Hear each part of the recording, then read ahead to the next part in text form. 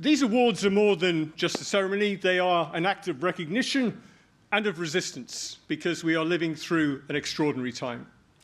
Just last week in London, Filippo Grandi, the retiring UN High Commissioner for Refugees, described the 130 active conflicts around the world as a decentralized world war. And it is a war for truth itself. Every 4 years, UNESCO releases its global assessment of media freedom. And in the coming days, its 2025 assessment will report that conditions around the world have deteriorated faster in the past 4 years than at any point since 1945. The situation, it says, is dire, while freedom of expression is gravely at risk. Once the word press painted on a 4x4 offered a degree of protection. Today, in too many places, it paints a target. In the past 12 months, more freelance journalists have been killed, jailed, or forced into exile than at any time in a generation. And that is where we come in.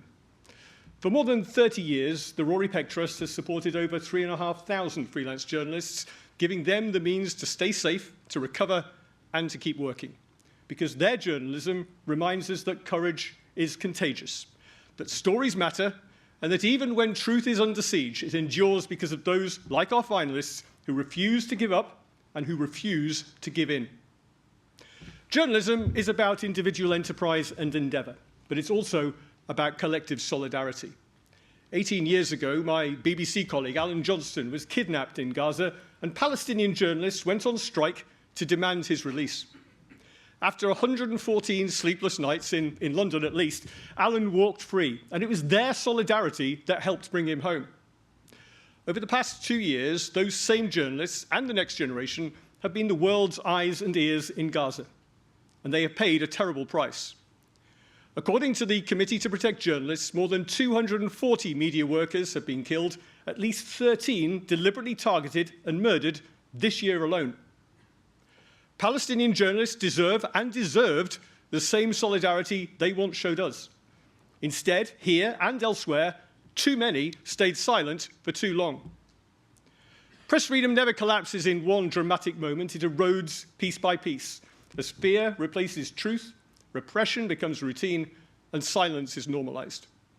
When states wage war on journalists and on journalism, we need to do our job. Take on one of us, and you take on all of us. We need to stand together across the industry and across borders to demand accountability, to demand justice, and to demand change. Change to international law, too often ignored over these past 2 years. Change that recognises that journalists can't simply walk off the battlefield like other civilians, and change to ensure that those who claim to defend press freedom actually do so. The time for business as usual is long past. If we don't act now, tomorrow will be even darker than today. This year, half of those we've helped through our crisis fund have been Palestinian freelancers. Journalists like Abed, an award-winning photographer from Gaza, pictured on the postcard you can find down the side of your seat.